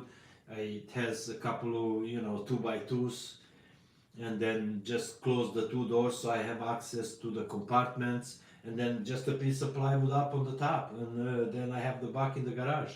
That's it. I think that was, I don't know, close to $100, you know. And then my benches, you know, my benches was built by my bro David, you know. I had the material and he put them together, and I saved the cabinet with the drawers, you know. That's it. It's just material. So my whole inside build, I don't know, maybe less than $2,000, you know. The most that it was, the most expensive was the lithium batteries, the DC to DC charger, the MPP3 solar charger, the shore power charger for the batteries himself, you know, and all that kind of stuff. That's where you know, I spend more money on it, and on the electrical and all that kind of stuff, you know. But the rest, no, I mean, like, absolutely, you know, you can have a van and build it out pretty cheap, and it still be really comfortable, and it still be really nice, you know. You don't have to spend, you know, $20,000-$30,000 on a build, you know, to say that, oh, hey, you know, this is perfect, you know, and it's good. So a high roof is a must for a full-time that live. In my opinion, I love it. I have a sink for cleanup, bathroom with holding tank, all in a Chevy G20. Oh yeah, yeah, yeah. I used to have a Chevy G20, but not fully camperized. I bought it from somebody in Winnipeg. I was out there, and it was a really nice Chevy G20. It was really a beautiful, beautiful one.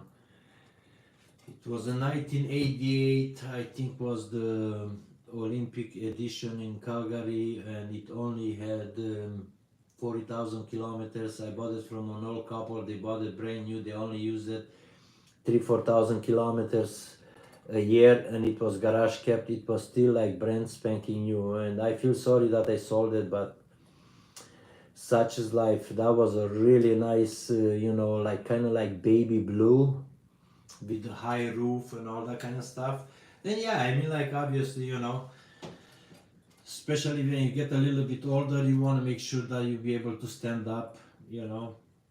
But you know, other people have different opinions and different ideas, and you know, it's all good. I mean, like, you know, we don't have to have the same ideas and the same opinions, you know. But yeah, absolutely, a high roof makes life easy. Yeah, I do have a sink, and I do have a gray water, you know, just a gray water, but using biodegradable soap and not putting any food into the sink when we wash dishes. I can also let, if I'm in the bush, I can let the water just drain right on the ground, you know. But you gotta make sure you're using biodegradable soaps and all that kind of stuff, you know, so you don't harm the environment. And if you are in the city, I have a gray water tank because I wouldn't want to park front of somebody's house. Like when I was down in Oregon and Portland, like last spring, I think was March, and some people said, "Oh, you can park there." I said, "Why? It looks like lots of people parking." So we came in, we parked. It was a really nice parking, nice, beautiful house. The lady was outside doing some watering and flowers, and I went out and I said, "Hello, how are you? This and that. Hey, we are from Canada. We are just passing by through."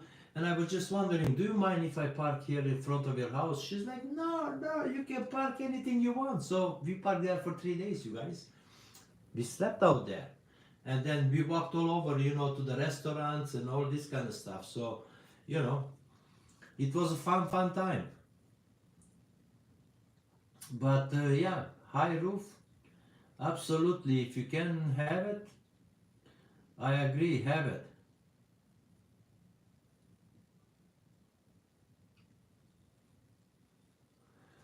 Okay, box truck Billy question. Blank canvas box truck. Would you go with the solar on the roof, an inverter, battery system, or portable solar?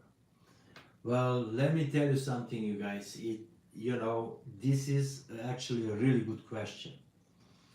Me personally, I prefer to have my batteries set in there with the solar on the roof, also plug into a solar charger, or have, like, I have a small generator, a gas generator, a 1000 Honda, you know, and I use these guys for a backup.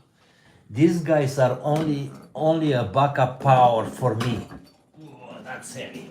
Okay, so you can use this if you want, but if you have the option and you have the money to buy and put your batteries in, a DC to DC charger, also a charger that can charge lithium batteries if you really drain them. If you are in a wet zone, let's say it's raining and you get no sun and you're staying there for a week, obviously you're gonna drain your batteries no matter what you try to do. And that's why I'm carrying the generator, so I can fire it up, let it run for 5-6 hours, pop up the batteries if it's no sun and if it's raining. And the reason I carry these ones, if you don't have the money to do all that full system, because you have to remember, you have to get the inverter and all that kind of the wiring and all that, and it costs money and it has to be installed. This way, if you buy a unit like that, but again, depends how much energy you need, because if you just buy like a 1000 series, is not enough. I mean, it's gonna be enough to run your diesel heater for 3-4 days, but that's it. And then you can have a solar panel, like a portable one, and you can put it out and charge it. So it all depends. I'm not gonna tell you to do it the one way or the other way.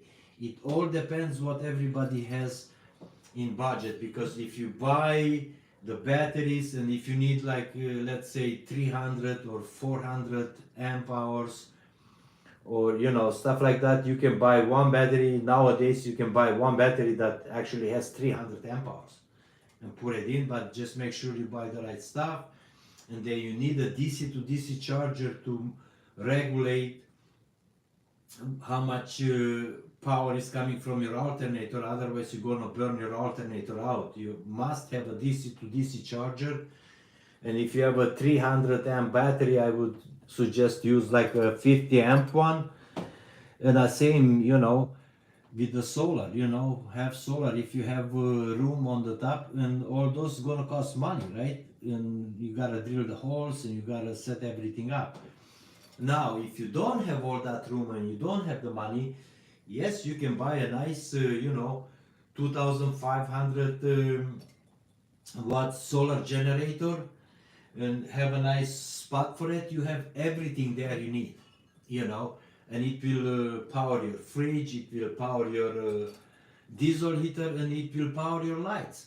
And when you have sun, you can just plug in, take your portable solar out if you don't put it on the roof. But if you have enough room up on the top, I would put some solars up there. And like I do, I have 2 solar panels on the roof, but I also carry 400-watt portable solar panel, you know. And then I have a long electrical cord that I modified it, that can plug into the generator or to my house batteries and to the portable solar, because if I park underneath the shade, I don't care how much sun it is, you're not getting any power coming in.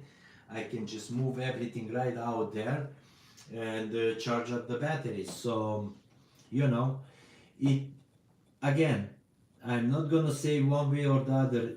Every one of us has different needs, and we use the power differently, you know. So once you know exactly how much power you need, then you can make your decision, you know, which one it's easier. And obviously, if you put a solar generator in and you have a good size one, it's the cheaper way to go than having the batteries and location for those batteries, and then all the electrical room and all the wires and all this kind of stuff, you know. It's, you know, but I prefer this way. It's not that I'm an electrician, I didn't do any of this. Jay did all that stuff for me, you know, because electrically I am like so bad. I'm the baddest guy in the world electrically, you guys. Yeah, so that's why I don't do electricals, because I don't want to burn the house down. You know. Atomic, I heard that the Vectron DC to DC coming in April will do the same job as the 2-time DC to DC. I don't know. So I don't use Vectron in any of my things. I think only I have a shank that it's a Vectron, but everything else is just from Amazon, you know. And I use them in my build for 4 years now, never had any issues, so it's all good. It's absolutely all good, you know. So it all depends, you guys, you know. But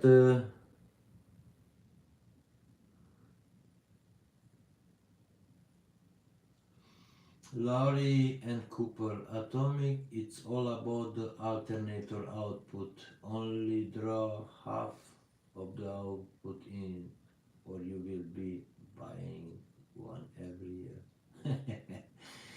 I don't know, you know, if you have like a 110 or 120 amp alternator and you use a DC to DC charger, you should be fine. You should never have a problem, you know. Yeah, that's what I use, Lunchbox. I have a couple of energy units for my E450 bus build. Vectron is best. Ridodo 200 amp LiFePo, portable solar panel, Bluetti PS70, and the cheaper one, redundancy, is able to use it any car. Yeah, absolutely, Lunchbox, that's what I use. I use Renergy, even my DC to DC charger, even my battery charger, and also my solar MPP3. It's a Renergy 50, I believe, or 60, something like that. And like I said, I used that for, you know, 4 5 years, 6 years, and I never had any issues. They work just fine, you know. And yeah, the Ridodo batteries are not bad, you know. I used to have one of those, you know. They are pretty cheap. You just have to watch it because they don't have the cold temperature protection on it. But if you put everything, your charge, even the DC to DC charger, if you put it into your solar MPPT and from there to the battery, the solar MPPT has the cold protection charge on it, and it won't start charging your batteries if you are in -5 until the batteries get up to the proper temperature, and then allows charge to go to it. So that's the only thing I seen bad with the Redodo not having that cold temperature protection on it, you know. But other than that, they are all doing the same thing, you know. It's just a different name, you guys, you know. The same with you know, what I have, you know, lifetime. It's exactly the same, you know. You know, maybe they have a better BMS build and all that, but yeah. Because if you guys go to Will Prow, his channel, you know, he's a DIY and he's talking about all these batteries and all this. He has a lots of good information. He done Redodo, he did Lifetime, he did all this, and he's a genius in this, you know. And if you want to learn more about that, you guys go there and watch his channel, and you will learn a lots of good stuff from there, you know, a lots, you know. So there you go, you know.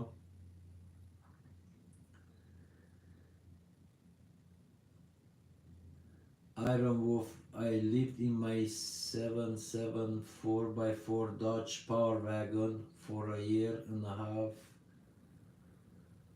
on a jump box. Yeah, I mean, like, I seen people living even in the, you know, like, even in the smaller cars, you know. Like, I mean, just put it this way, you just need a place to go to sleep, okay? Because you know, you can cook outside somewhere, you go in the park or anything like that, you can do a little soup or cook a meal outside and all that kind of stuff. All you want a nice warm bed to go and have a good peaceful sleep, you know. And doesn't matter of the size of the vehicle, you know. It's just easier to blend in, you know. You can park it anywhere and block out your windows, and voila, you are sleeping in it. I slept in a Chevrolet Cavalier, a two-door, you know, in Montreal. That time I used to live in Ontario, and I went to the Dumore Jazz Festival in Montreal, and I slept for 5 days in the back, because you know, the hatch, you open it up, the seat folded down, the back seats, and I slept in there like a king, no problem, you know. So yeah, you know, it doesn't matter, it doesn't have to be big, you know. Rambling Rocketeer, Lolly, Offroad, we are grateful for you. Thank you for your kindness and empathy. Sending aloha, you and Leah. Have an amazing day, everyone. We are off to walk the dog. Well, LB and Rambling Rocketeer, I really appreciate you guys stopping by, and we are sending you our aloha, and go and enjoy the beautiful weather. Not. I'm so mad because you guys have such a nice weather. No, just kidding. You guys go and enjoy and appreciate it, and hope everything is going well. You know, LB, keep doing what you're doing. Stay strong, my friend. You know, and yeah, see you guys around. You know, enjoy the rest of the day. Enjoy the beautiful Sunday. And again, thanks for stopping by. Yeah, Renault G. I love Renault G, man. You know, absolutely, all my stuff is Renault G, and they are cheap and they are reliable. Never had issues. So until then, I cannot say it any otherwise, right? So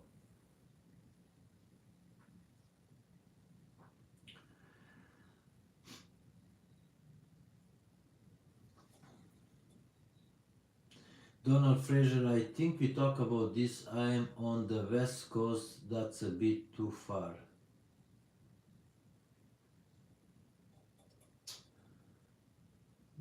West coast, west coast. You are in Washington, aren't you, Donald? I thought you are somewhere in Washington.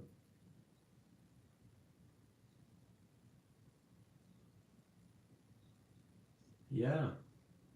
I mean, like in Washington, we are all the time, crossing here, Bellingham and Burlington and, to the outlets and all that kind of stuff because this is just really close to us. So it's like a walk in the park. It's a same distance from here going to Bellingham than going to Richmond, BC. That it's just here to me. So we prefer that way better.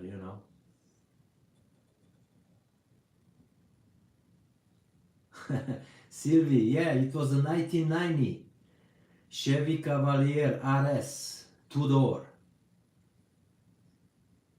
And I love that little car. That little car was like, well, no, it was a little, that was the new style, the 1991, right? With the two-door, it was like the 3.2, the bigger engine and all that kind of stuff. But it was a cool car, yeah.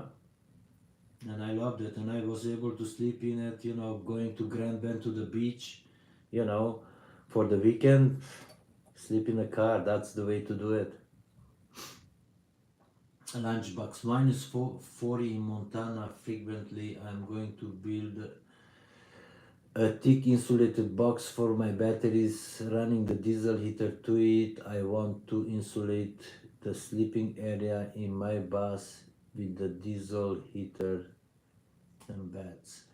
So, lunchbox, I use my batteries are inside in the cabin where I live. It's actually under my bench, and the benches have holes.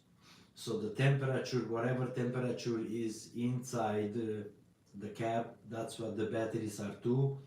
You know, you can buy batteries that they have self-heat. They don't use. I heard some people saying, "Oh, it's gonna kill your battery because they are using." No, they only when the BMS sends us charge, won't allow the charge, puts the heater on. Once the battery is heated to the right thing, the BMS allows charge to go. But if you put it inside, and you have a diesel heater, you know, you be safe, especially if you have that cold air, cold temperature sensor on it. If you don't have it, then like obviously you have to run it through because if you have a DC to DC charger, and regardless what it is, you started up the car, it's gonna send power right away to the battery and you're gonna destroy the batteries. Unless you put something like a manual so you can switch it off, so when you start the car you can turn it off so you don't send any power to the back until the room temperature everything goes up, and then you can turn the manually on. So there are all different kind of options, right? So just be smart about it. And yeah, minus 40, it's cold, man. So you better have a good floor insulation too, because the cold is gonna come to the floor. But other than that, I think if you put a good 3-inch insulation on it and all that kind of stuff, it's a walk in the park. It's gonna be nice and toasty. Put a wood stove in it, my friend, you know and that'd be fun.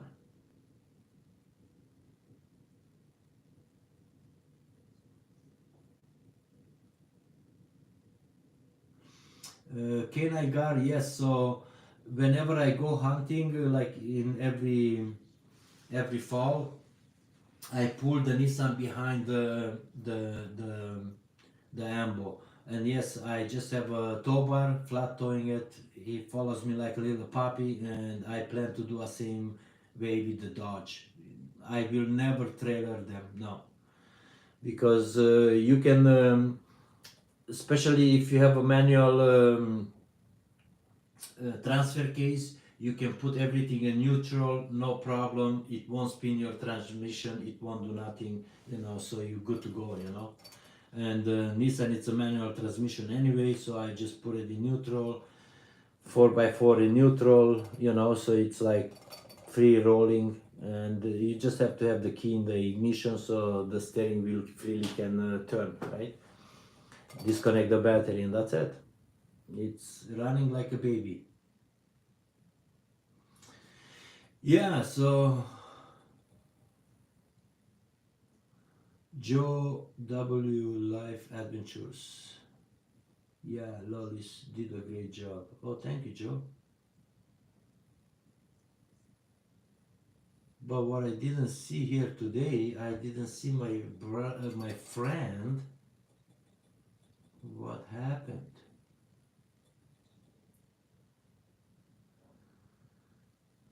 I didn't see Matt today here. I hope Matthew made it home okay. Or Orban X Overland. I hope you made it home okay, my friend. But anyway, I hope it's all good.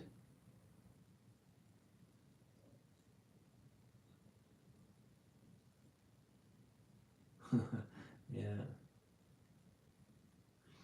Lunchbox, I want to do a wood stove. People say no, but I want to for free heat. I think about making an ammo can wood stove, not permanent because of insurance. I have an RV insurance 270 with 500 deductible.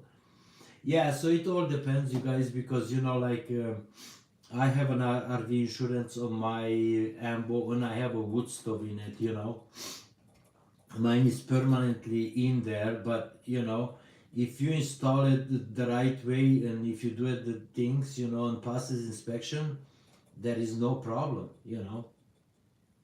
It's really no problem at all, And just depends, when you build a wood stove, you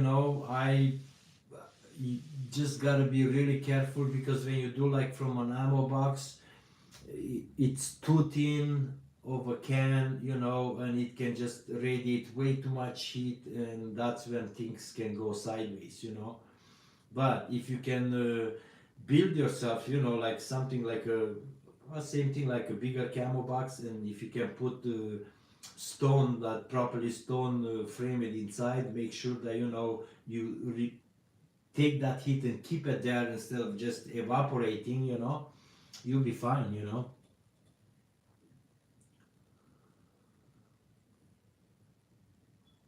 There is a guy mine was done at the 100 Mile House because there is nobody down here in the lower mainland that do all this kind of stuff because we don't have wood stoves here. But up at the 100 Mile House, Donald that lives up there, my buddy, the welder that now it's on the island, but he still has the house there. He has a friend that lives up there, and that's what that guy do. He is certified to do inspections and installs of wood stoves. So he's the guy who did it, you know.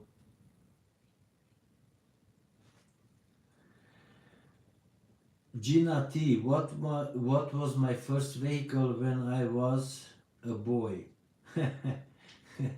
So when I was a boy back home, I didn't have a vehicle, you know. And my first vehicle when I came here was a Chevette, a little four-door Chevette blue. I never forget that. 5-speed manual. That thing was a freaking bomb. It was so much fun. So there you have it. Loren did not have a wood stove, a car when he was a teenager, except a bike. So there you guys have it.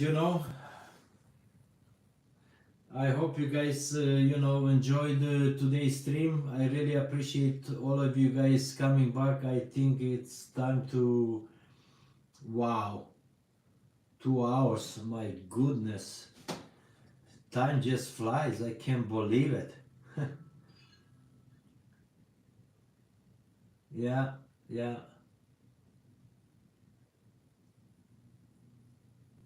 I was, how long were I on force? I was only a year and a half after I finished the academy. And then, you know, things start going sideways, and you know, and that's when I decided that that's it, and you know, then I jumped the borders and I came here, and that was the best thing ever I did. I'm so happy. That was a really smart decision. So, okay, you guys. Force, yes, I was in the police force back home. Thank you guys. I love you guys. I could not do it without you, my friends. You know, I wish you, all of you, a happy, pleasant Sunday, whatever it's left of it. You know, go do whatever, do a walk, do a bike ride, you know, anything. Go get some fresh air. It's good for your soul, you know. Thank you again, you know. Lots of love to you guys.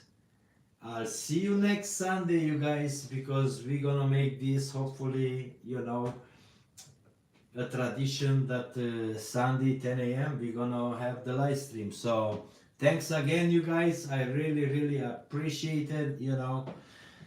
And stay safe out there, okay?